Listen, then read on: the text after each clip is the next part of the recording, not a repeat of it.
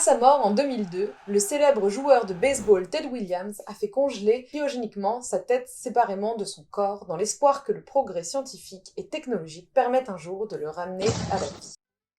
Visionnaire de génie ou célébrité qui a perdu la tête. Mais si Iron Man a dû voyager dans l'espace-temps pour ramener la moitié de l'univers à la vie, cette grenouille, elle, arrête délibérément son cœur pendant plusieurs mois chaque année, juste pour lutter contre le froid. Et elle va littéralement ressusciter à l'approche de l'été. Nous, en hiver, on met des dounes, une écharpe, mais les animaux, eux, ont souvent recours à des solutions plus extrêmes.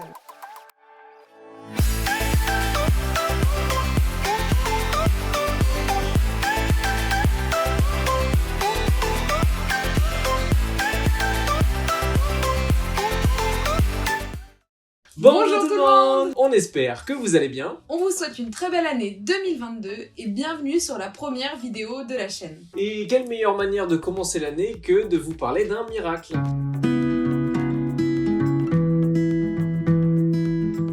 Lorsque les températures extérieures descendent en dessous de 0 degré et que les surfaces des cours d'eau commencent à geler, la plupart des animaux cherchent un terrier ou un abri pour ne pas mourir de froid. Mais pas les alligators. En effet, quelle serait votre réaction si en marchant le long d'un lac gelé, vous tombiez nez à nez avec un alligator de 3 mètres pris dans la glace avec juste le bout du nez qui dépasse? Eh bien le mieux, c'est de ne rien faire du tout. Les alligators, comme bien d'autres reptiles et amphibiens, sont des animaux dits ectothermes, souvent aussi appelés à sang froid. C'est-à-dire qu'ils ne produisent pas ou peu de chaleur et donc qu'ils dépendent étroitement de la température de leur environnement. De plus, lorsque les températures extérieures chutent en dessous de 0 degré, l'eau d'un lac par exemple commence à geler, mais d'abord à la surface, agissant comme un isolant et permettant à l'eau qui se situe en dessous de rester à une température allant jusqu'à 4 ou 5 degrés Celsius. Mais pourquoi les alligators ne pourraient-ils pas tout simplement rester sous l'eau et attendre le dégel? Ce n'est pas si simple que ça. Tout comme nous, les alligators ont des poumons et ont besoin d'air pour survivre. Ces animaux peuvent rester en apnée pendant des durées impressionnantes, de plusieurs heures, voire dizaines d'heures. Mais ils ont tout de même besoin de respirer une fois de temps en temps. Ils ont donc trouvé le parfait compromis, leur museau agissant comme un véritable tuba. Et cette technique est plus répandue qu'on ne le pense dans le règne animal. En effet, de nombreux animaux, comme certains iguanes ou tortues, entrent ainsi dans un état de dormance, appelé aussi brumation, proche de l'hibernation, que l'on connaît chez les mammifères, pendant lequel ils réduisent leur métabolisme et leur rythme cardiaque. Ils n'ont besoin que de respirer, leur permettant ainsi de survivre plusieurs jours, parfois semaines, en attendant que les températures n'augmentent de nouveau. C'est une véritable question de survie, et si on sort l'alligator hors de l'eau, il risque de geler et donc de mourir. Ah! Contrairement à notre ami Ted Williams, ils ne gèlent pas complètement et leur cœur continue de battre pendant tout le processus. Et ils ont beau être d'impressionnantes machines à tuer, ils ne rivalisent pas une seule seconde avec la grenouille des bois.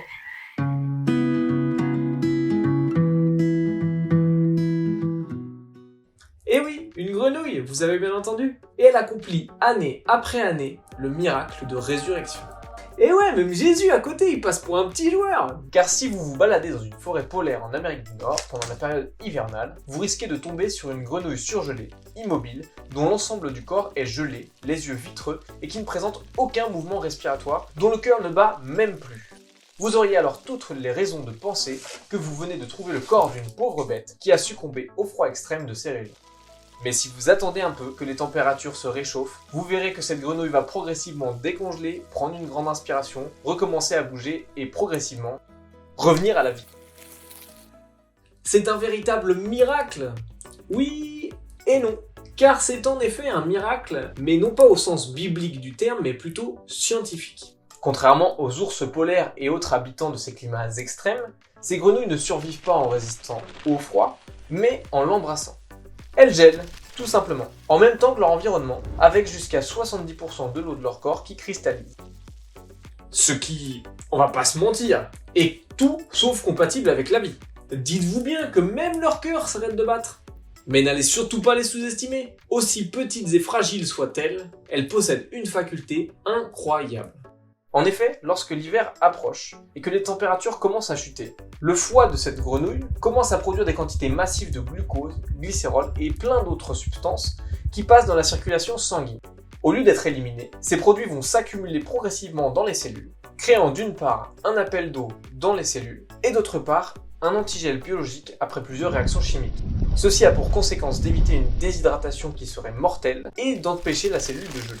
La grenouille entre alors dans un état de dormance où le métabolisme et l'activité des organes cessent quasiment complètement. Le cœur s'arrête de battre, les poumons cessent de fonctionner et la grenouille peut ainsi survivre plusieurs mois à des températures atteignant jusqu'à -16 degrés Celsius. Et ouais, ça fait un Mr Freeze de grenouille en fait. Mais le plus fou, c'est la suite.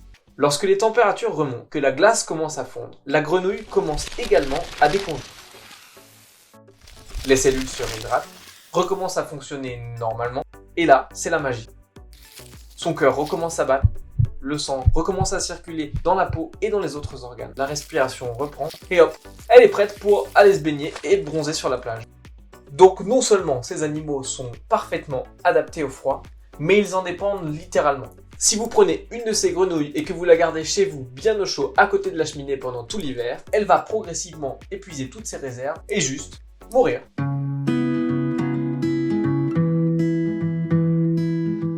Bien qu'il y ait quelques légères différences entre les amphibiens et les mammifères, nous avons les mêmes organes principaux. Ah bon? Si, je te jure. Cœur, On a, foie, on a aussi. Bon, ça va, on a compris. Donc, est-ce que notre ami Teddy aurait eu raison et se serait inspiré de ces amphibiens? Autrement dit, est-il possible de congeler nos organes pour les ramener plus tard à la vie? Eh bien, en réalité, ce n'est pas si simple. On a tous entendu parler de don ou transplantation d'organes. Lorsque quelqu'un accepte de donner ses organes, le plus souvent après sa mort, les médecins vont prélever chirurgicalement l'organe en question, puis le greffer à quelqu'un qui est compatible, dont l'organe ne fonctionne plus. Ça peut paraître fou, mais c'est possible et c'est même un recours usuel en cas de défaillance grave d'un organe vital. Reins, foie, poumons, cœur, voire même utérus, les nombreuses avancées médicales dans ce domaine permettent de sauver d'innombrables vies. En 2018, en France, environ 24 000 personnes étaient en attente d'une transplantation d'organes, mais seulement près de 5 800 greffes ont effectivement été réalisées. On estime donc entre 500 et 600 le nombre de personnes qui meurent chaque année faute d'avoir reçu une greffe d'organes à temps. Plein de facteurs entrent en jeu, mais ces chiffres s'expliquent en partie par la grande complexité du protocole à suivre pour que le ou les organes du donneur puissent être effectivement greffés. En effet, une fois prélevé, l'organe est alors refroidi et conservé. Débute alors une véritable course contre la montre car les cellules commencent à manquer d'oxygène et de nutriments. Un foie ou un pancréas peuvent par exemple survivre jusqu'à 12 heures, mais un cœur ne tiendra maximum que 6 heures. Et c'est là que le froid intervient. Refroidir un organe permet de réduire son métabolisme. Les besoins en oxygène et en énergie des cellules diminuent et on gagne alors du temps pour réaliser la greffe. Donc vous comprenez bien qu'une grenouille surgelée qui revient à la vie, ça a donné des idées à plein de chercheurs. Si on arrivait à reproduire ce phénomène sur des organes humains, cela permettrait d'augmenter considérablement le temps de conservation d'un organe et donc les chances de trouver un receveur compatible. Bon, spoiler alert, à l'heure actuelle, malgré tous les efforts des chercheurs, ça ne marche pas. Le froid endommagerait trop les cellules malgré l'injection des antigènes. Chez la grenouille, ce sont de très nombreux mécanismes qui interviennent pour permettre ce miracle. Et on est encore très loin de les avoir tous découverts. On n'arrivera donc pas si facilement à reproduire des milliers d'années d'évolution et de perfectionnement. Mais n'en déplaise à notre ami Ted, la clé est peut-être ailleurs. Souvenez-vous, nos alligators en début de vidéo, ils entraient dans un état de dormance avec une activité métabolique drastiquement réduite. Eh bien l'idée serait peut-être de reproduire ce phénomène, et on vient de découvrir une espèce de petit lémurien à Madagascar qui hiberne la moitié de l'année malgré des climats chauds. Et étant donné que nous sommes nous-mêmes des primates, il y a de bonnes raisons d'espérer que l'étude de ce petit animal permette un jour de sauver d'innombrables vies. C'est donc la fin de cette vidéo. On espère que ça vous a plu. Dites-nous dans les commentaires si vous aussi vous avez changé de vision sur les grenouilles. Et si vous avez aimé, n'hésitez pas à liker, vous abonner et même partager la vidéo. On vous dit à très vite pour une prochaine vidéo. En attendant, portez-vous bien. Ciao.